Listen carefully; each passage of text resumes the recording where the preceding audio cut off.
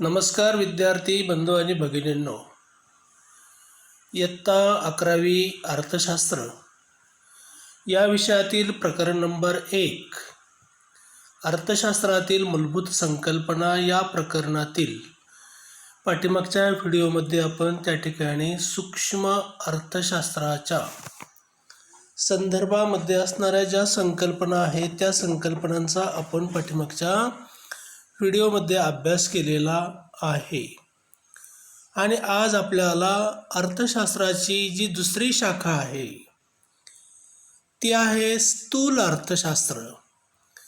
स्थूल अर्थशास्त्र आणि स्थूल अर्थशास्त्राच्या संदर्भामध्ये असणाऱ्या ज्या संकल्पना आलेल्या आहेत त्या संकल्पनांची आज आपल्याला माहिती पाहावयाची आहे. स्थूल अर्थशास्त्राला प्रामुख्याने इंग्रजीमध्ये मॅक्रो इकॉनॉमिक्स असे म्हणतात.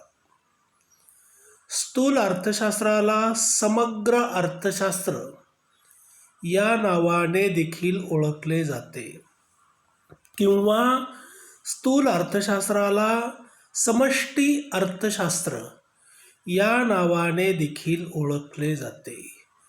म्हणजेच स्थूल अर्थशास्त्र हे प्रामुख्याने, स्थूल म्हणजे मोठा किंवा एकूण, असा त्या स्थूल या शब्दाचा अर्थ होतो. आणि म्हणून त्या ठिकाणी स्थूल अर्थशास्त्रामध्ये एकूण घटकांचा म्हणजेच एकूण रोजगार, राष्ट्रीय उत्पादन, एकूण गुंतवणूक, एकूण बचत, एकूण उपभोग, एकूण पुरवठा आणि एकूण मागणी आणि सामान्य किंमत पातळी म्हणजे सर्वसाधारण किंमत पातळीचा अभ्यास केला जातो. म्हणजेच स्थूल अर्थशास्त्रामध्ये संपूर्ण अर्थव्यवस्थेशी संबंधित असणारे जे समग्र घटक आहेत किंवा जे एकूण घटक आहेत त्या एकूण घटकांचा किंवा समग्र घटकांचा अभ्यास हा प्रामुख्याने स्थूल अर्थशास्त्रामध्ये केला जातो.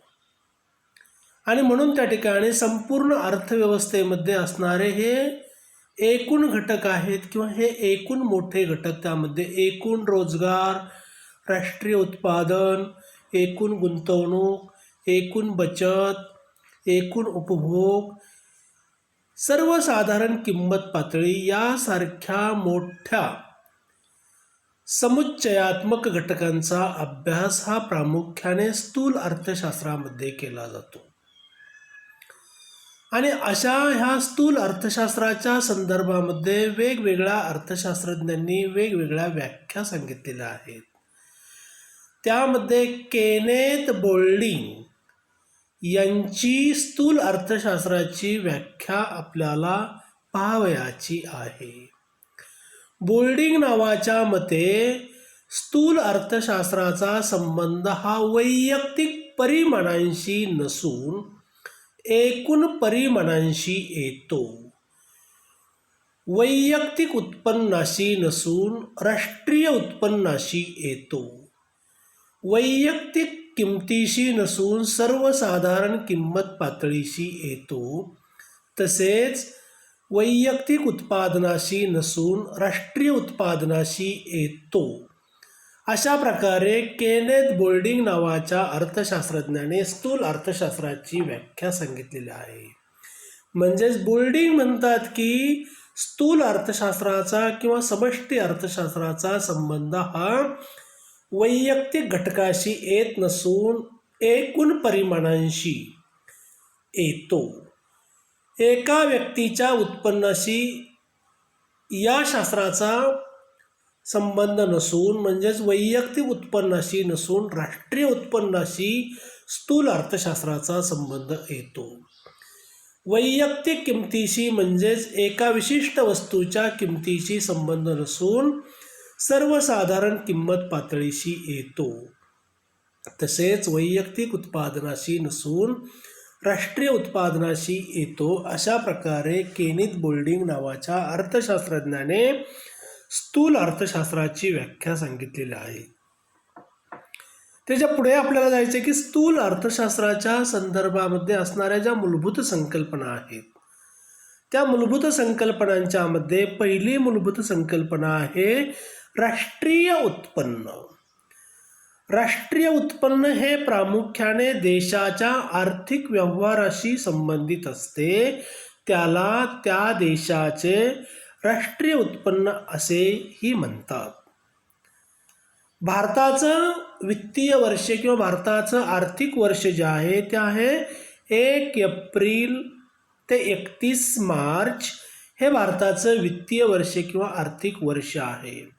आणि म्हणून त्या ठिकाणी आपल्याला राष्ट्रीय उत्पन्नाची व्याख्या करता येते की एका आर्थिक वर्षात अर्थव्यवस्थेमध्ये उत्पादित झालेल्या अंतिम वस्तू व सेवांची बाजारभावानुसार केलेली गणना म्हणजेच राष्ट्रीय उत्पन्न होय.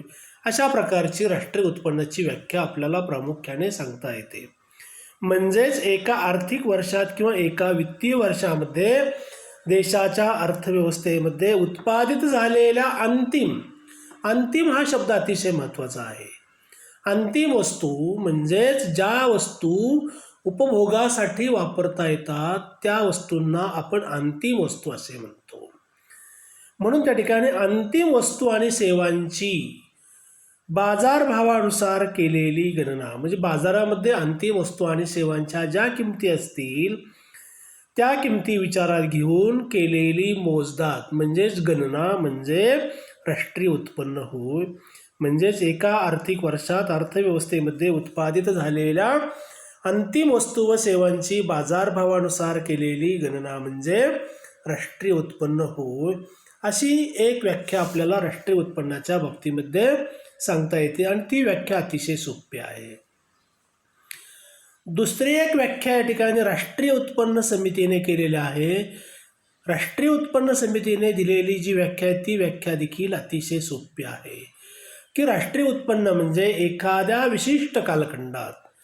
विशिष्ट कालखंडामध्ये म्हणजेच एका आर्थिक वर्षाच्या कालखंडामध्ये किंवा एका वित्तीय वर्षाच्या कालखंडामध्ये उत्पादित करण्यात आलेल्या वस्तू आणि सेवांची दुहेरी गणना म्हणजे एकच वस्तू 2 वेळा मोजली जाणार नाही म्हणून त्या ठिकाणी दुहेरी गणना टाळून केलेले मापन होय.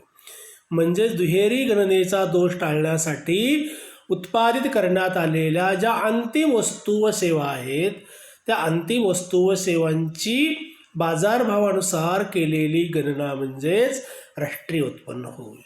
म्हणजेच राष्ट्रीय उत्पन्न समितीने त्या ठिकाणी राष्ट्रीय उत्पन्नाची गणना करताना एकाच वस्तूची दुहेरी गणना होणार नाही म्हणजेच वस्तू आणि सेवांची दुहेरी गणना टाळून केलेले मापन म्हणजेच त्या देशाचे राष्ट्रीय उत्पन्न होय. अशा प्रकारची राष्ट्रीय उत्पन्न समितीने दिलेली राष्ट्रीय उत्पन्नाची व्याख्या आहे.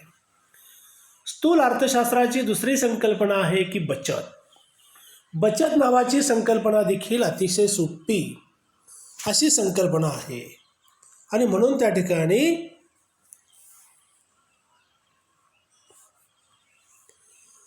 दुसरी जी व्याख्या आहे की बचत नावाची एक संकल्पना आलेली आहे आणि बचतीची व्याख्या म्हणजे बचत म्हणजे उत्पन्नाचा असा जो भाग की भविष्यातल्या गरजा पूर्ण करण्यासाठी वर्तमान काळातील उपभोगाचा त्याग करून शिल्लक राहतो त्याला बचत असे म्हणतात किंवा त्यास बचत असे म्हणतात. म्हणजेच वर्तमान काळातील काही वस्तू आणि सेवांच्या उपभोगाचा त्याग करून भविष्यातल्या गरजा पूर्ण करण्यासाठी शिल्लक राहतो त्यास बचत असे म्हणतात. किंवा बचत म्हणजे उत्पन्नाचा असा भाग जो चालू उपभोगावरती खर्च केला जात नाही त्याला बचत असे म्हणतात. म्हणजेच वर्तमान काळामध्ये व्यक्तीला जे उत्पन्न मिळतं त्या उत्पन्नाचा असा भाग की जो चालू किंवा वर्तमान काळामध्ये खर्च केला जात नाही तो भविष्य काळातील गरजांची पूर्तता करण्यासाठी राखून ठेवला जातो त्याला बचत असे म्हणतात. अशा प्रकारची बचत ही स्थूल अर्थशास्त्राच्या संदर्भामध्ये असणारी दुसरी संकल्पना आहे. तिसरी संकल्पना आहे गुंतवणूक. गुंतवणूक म्हणजे बचतीतून भांडवलाची निर्मिती होते आणि भांडवलाचा वापर प्रामुख्याने उत्पादन प्रक्रियेसाठी म्हणजेच प्रक्रियेसाठी केला जातो, त्याला गुंतवणूक असे म्हणतात. म्हणजेच भांडवलाची निर्मिती ही प्रामुख्याने बचतीवरती अवलंबून असते आणि भांडवलाचा वापर उत्पादन प्रक्रियेसाठी केला जातो, त्याला गुंतवणूक असे म्हणतात. उदाहरणार्थ यंत्रसामुग्री असेल, वेगवेगळ्या प्रकारची उपकरणे असतील, वेगवेगळ्या प्रकारची वाहने असतील इत्यादी. स्थूल अर्थशास्त्रामध्ये चौथी संकल्पना आहे व्यापार चक्र. अर्थव्यवस्थेमध्ये घडून येणाऱ्या आर्थिक चढ उतारांमुळे जे व्यापारात बदल घडून येतात त्यांना व्यापार चक्रे असे म्हणतात. आणि व्यापार चक्रे प्रामुख्याने आर्थिक क्रियांमधील चढ उतारांच्यामुळे निर्माण होत असतात. आणि म्हणून चढ आणि उतार म्हणजेच तेजी आणि मंदी होय. मग तेजी म्हणजे काय? तर तेजी म्हणजे वस्तूच्या किमतीत किंवा वस्तूच्या किंमत पातळीत सातत्याने होणारी वाढ म्हणजे तेजी होय. म्हणजे सातत्याने सामान्य किंमत पातळीमध्ये जर वाढ होत असेल तर त्याला आपण तेजी असं म्हणतो. आणि मंदी की सातत्याने एखाद्या वस्तूच्या किंमत पातळीमध्ये जर घट होत असेल तर त्याला आपण मंदी असं म्हणतो. म्हणजे सामान्यपणे किंमत पातळीमध्ये वस्तूच्या किंमत पातळीत होणारी घट म्हणजे मंदी होय. त्याच्या पुढचा भाग आहे त्या ठिकाणी की तुम्हाला माहीत आहे का? ही बाब देखील चांगली लक्षामध्ये ठेवा की व्यापारातील चक्रीय बदलामुळे निर्माण होणाऱ्या बेकारी चक्रीय बेकारी असे म्हणतात. हा चक्रीय बेकारी हा बेकारीचा एक प्रकार आहे. पाचवी संकल्पना आहे त्या ठिकाणी आर्थिक वृद्धी. आर्थिक वृद्धी म्हणजे आर्थिक वृद्धी या संकल्पनेला प्रामुख्याने संख्यात्मक दृष्टिकोन आहे आणि म्हणून आर्थिक वृद्धी म्हणजे दीर्घकाळात देशाच्या वास्तव उत्पन्नात झालेली संख्यात्मक वाढ होय. म्हणजेच आर्थिक वृद्धी म्हणजे देशाच्या दीर्घकाळामध्ये जर वास्तव उत्पन्नात वाढ होत असेल तर त्या वाढीला प्रामुख्याने आर्थिक वृद्धी असे म्हणतात. आणि सहावी संकल्पना आहे प्रामुख्याने त्या ठिकाणी आर्थिक विकास. आर्थिक विकास ही आर्थिक वृद्धीच्या संकल्पनेपेक्षा व्यापक स्वरूपाची संकल्पना असून यात गुणात्मक दृष्टिकोन आहे. आर्थिक विकास म्हणजे आर्थिक वृद्धीसोबत मानवाच्या कल्याणासाठी आवश्यक असणाऱ्या घटकांमध्ये गुणात्मक बदल घडवून आणणे होय. त्याला आपण आर्थिक विकास असं म्हणतो. उदाहरणार्थ शिक्षण असेल, आरोग्य असेल, त्याला आपण आर्थिक विकास असं म्हणतो. त्याच्या पुढचा भाग आहे शोधापाहू. खालील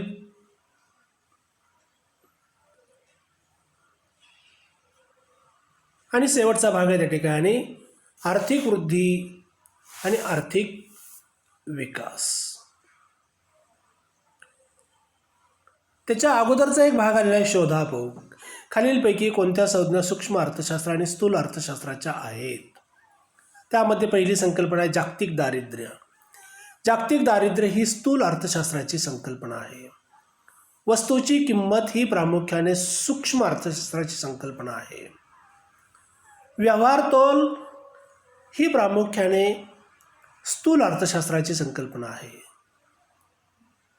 संज्ञा आहे. उद्योगांचा नफा हा प्रामुख्याने सूक्ष्म अर्थशास्त्राची संज्ञा आहे. आणि शेवटचा आहे राष्ट्रीय उत्पन्न.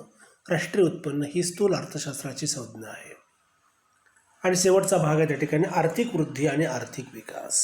या दोहोंच्या मध्ये असणारा जो फरक आहे तो फरक अतिशय महत्त्वाचा आहे. आर्थिक वृद्धी म्हणजे देशाच्या वास्तव उत्पन्नात होणारी वाढ म्हणजे आर्थिक वृद्धी होय. ही आपल्याला आर्थिक वृद्धीची व्याख्या सांगता येते. विकासाची व्याख्या आहे की आर्थिक विकास म्हणजे आर्थिक वृद्धीबरोबरच महत्त्वपूर्ण आर्थिक घटकात परिवर्तनशील बदल जे लोकांच्या कल्याणात वाढ करतात. अशा प्रकारचा हा फरकाचा पहिला मुद्दा व्याख्येचा येईल. फरकाचा दुसरा मुद्दा आहे ही संकल्पना आर्थिक वृद्धी ही संकल्पना संकुचित स्वरूपाची असून ती संख्यात्मक स्वरूपाची आहे. विकासामध्ये आर्थिक विकास ही संकल्पना व्यापक स्वरूपाची असून ती गुणात्मक स्वरूपाची आहे. फरकाचा तिसरा मुद्दा आहे आर्थिक वृद्धी आर्थिक विकासाशिवाय शक्य आहे आणि आर्थिक विकास आर्थिक वृद्धीशिवाय शक्य नाही. म्हणजेच आर्थिक विकासाशिवाय आर्थिक वृद्धी शक्य असते, परंतु आर्थिक विकास होण्यासाठी प्रामुख्याने आर्थिक वृद्धीची आवश्यकता असते. चौथा फरकाचा मुद्दा आहे आर्थिक वृद्धी ही एकांगी स्वरूपाची संकल्पना आहे आणि आर्थिक विकास ही प्रामुख्याने सर्वसमावेशक संकल्पना आहे. आर्थिक वृद्धीचा पाचवा मुद्दा आर्थिक वृद्धी ही स्वयंस्फूर्त आणि प्रतिगामी होणारा बदल आहे. आणि विकासामध्ये पाचवा आपल्याला फरकाचा मुद्दा सांगता येईल की आर्थिक विकास हा सहेतुक व पुरोगामी होणारा बदल आहे. आणि फरकाचा आपल्याला सहावा मुद्दा सांगता येतो की आर्थिक वृद्धी ही राष्ट्रीय उत्पन्न व दरडोई उत्पन्नाद्वारे मोजली जाते आणि विकास हा कृषी उत्पादकता औद्योगिक उत्पादकता जीवनमान दर्जा इत्यादीद्वारे मोजला जातो. अशा प्रकारे आपल्याला आर्थिक वृद्धी आणि आर्थिक विकासाच्या संदर्भामध्ये असणारा फरक या ठिकाणी सांगता येतो. अशा प्रकारे आज आपण स्थूल अर्थशास्त्र आणि स्थूल अर्थशास्त्राच्या संदर्भामध्ये मग राष्ट्रीय उत्पन्न असेल, बचत असेल, गुंतवणूक असेल, व्यापार चक्र असेल, आर्थिक वृद्धी आणि आर्थिक विकास या स्थूल अर्थशास्त्राशी संबंधित असणाऱ्या संकल्पनांचा अभ्यास केलेला आहे. इथेच आपण थांबू. धन्यवाद.